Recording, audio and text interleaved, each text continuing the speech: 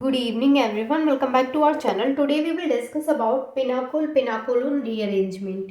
ये जो हमारी रिएक्शन है वो हम रीअरेंजमेंट चैप्टर के अंदर पढ़ रहे हैं। तो हमारा जो रीअरेंजमेंट चैप्टर है उसमें हम जो फर्स्ट रिएक्शन पढ़ रहे हैं वो है हमारी पिनाकोलोन रीअरेंजमेंट। अब देखिए जो रीअरेंजमेंट होता है उसमें सिर्फ हम रीअरेंजमेंट ही देखेंगे, यानी कि कोई एटम अपनी पोजीशन से उठ के दूसरी पोजीशन पे जा रहा है, बस इस तरीके से अपने आप को रीअरेंज करके वो प्रोडक्ट बनाए। यानी जैसे मान लीजिए रिएक्टेंट मेरे पास ये दो हैं, तो ये दोनों आपस में रीअरेंज करके अलग अलग पोजीशन पे आ जाएंगे, यही होती है रीअरेंजमेंट में। तो फर्स्ट जो हमारा पिनाकोलोन रीअरेंजमेंट है उसमें क्या है कि पिनाकोल से रीअरेंज होके पिनाकोलोन बनता है। तो उसकी मैकेनिज्म भी मैं आपको यहाँ पे बताऊंगी कि उसकी मैकेनिज्म किस तरीके से कौन सा एटम किस पोजीशन पर गया और क्या क्या उसके बीच में फॉर्म हुए। जब मैकेनिज्म पूरी हम देखेंगे तो हमें पता चलेगा कि कितने सारे स्टेप्स को फॉलो करके कोई भी रिएक्शन कंप्लीट हो रही है। ठीक है, तो यहाँ पे आते हैं हम पिनाकोलोन रीअरेंजमेंट। तो सबसे पहले मैं आपको बताती हूँ कि पिनाकोल जो होता है उसका जो फॉर्मूला है, जो स्ट्रक्चर है, वो कैसे बनाते हैं। तो उसमें सबसे पहले इस तरीके से 4 कार्बन हम बना लेते हैं। ठीक है, अब इन दोनों कार्बन को हम CH3 यानी यहाँ पे 3 हाइड्रोजन ऐड कर देंगे। सेम हम यहाँ पे CH3 और यहाँ पे CH3, यहाँ पे OH और यहाँ पे OH। ये हो गया हमारा पिनाकोल, इसको हम बोलते हैं पिनाकोल। तो ये है हमारा पिनाकोल और पिनाकोल से हमारा बनेगा यहाँ पे पिनाकोलोन। जब ये रिएक्ट करेगा H2SO4 के साथ में, तो जब ये सल्फ्यूरिक एसिड के साथ में रिएक्ट करेगा तो यहाँ से जो पिनाकोल है वो पिनाकोलोन बनाएगा। अब पिनाकोलोन में क्या होता है, देखिए पिनाकोलोन में ये होता है कि ये जो CH3 है ये इस साइड भी CH3, यहाँ भी CH3 और यहाँ पर जो कार्बन है उसके इस साइड CH3 और यहाँ पर डबल बॉन्ड के थ्रू ऑक्सीजन अटैच हो जाता है। ये होता है हमारा पिनाकोलोन। तो अब जैसे मैंने आपको बताया, जैसे यहाँ पे अगर आप देखें तो यहाँ पे 2 हाइड्रोक्सिल ग्रुप लगे हुए हैं, 2 OH ग्रुप है, लेकिन यहाँ देखें तो यहाँ एक कार्बन से दोनों मिथाइल ग्रुप अटैच है, जबकि यहाँ पे ऐसा नहीं है।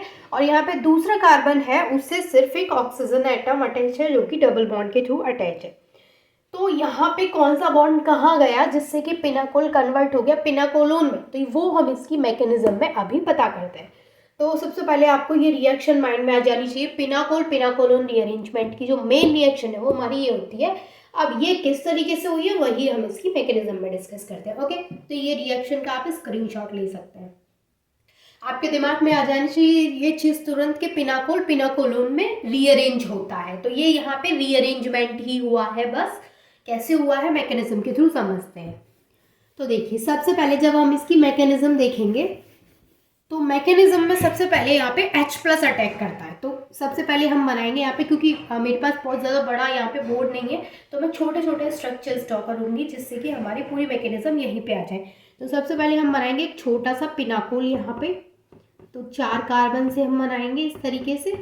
अब आपको पिनाकोल बनाना तो आ गया होगा क्योंकि अभी जस्ट मैंने बताया है कि किस तरीके से आप बना सकते हैं। इस इधर दोनों साइड OH और नीचे दोनों साइड मिथाइल ग्रुप अटैच कर देते हैं। ये बन गया हमारा पिनाकोल। मैं नाम भी लिख देती हूँ, चलिए पता चलेगा आपको कि क्या है, तो वो नाम भी लिख दे। तो ये हो गया पिनाकोल।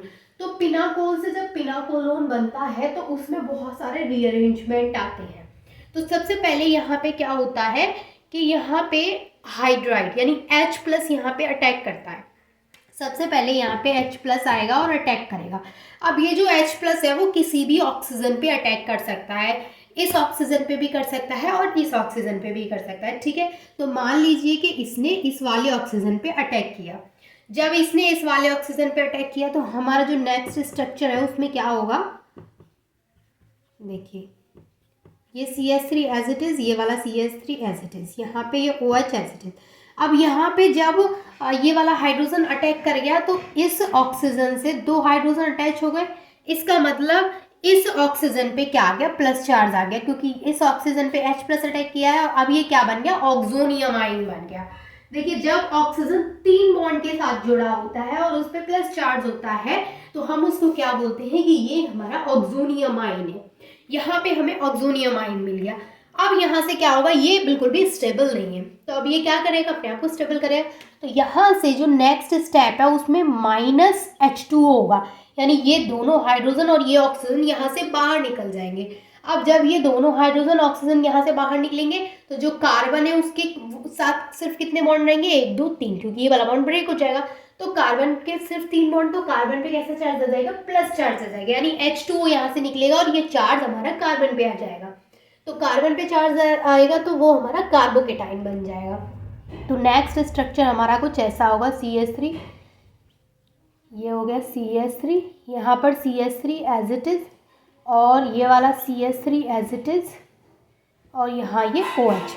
अब आप सोच रहे होंगे कि मैंने जो CH3 है वो यहाँ पे ऊपर कर दिया और यहाँ पे नीचे, तो मैं आपको बहुत अच्छे से क्लियर करवाती हूँ। देखिए यहाँ पे ये वाला जो कार्बन है उसके नीचे CH3 है, ऊपर OH है, ठीक है। मैंने क्या किया है, इस वाले कार्बन में ये जो OH है उसको नीचे लिख दिया है, जो CH3 है उसको ऊपर लिख दिया है। क्यों लिख दिया है अभी बताती हूँ।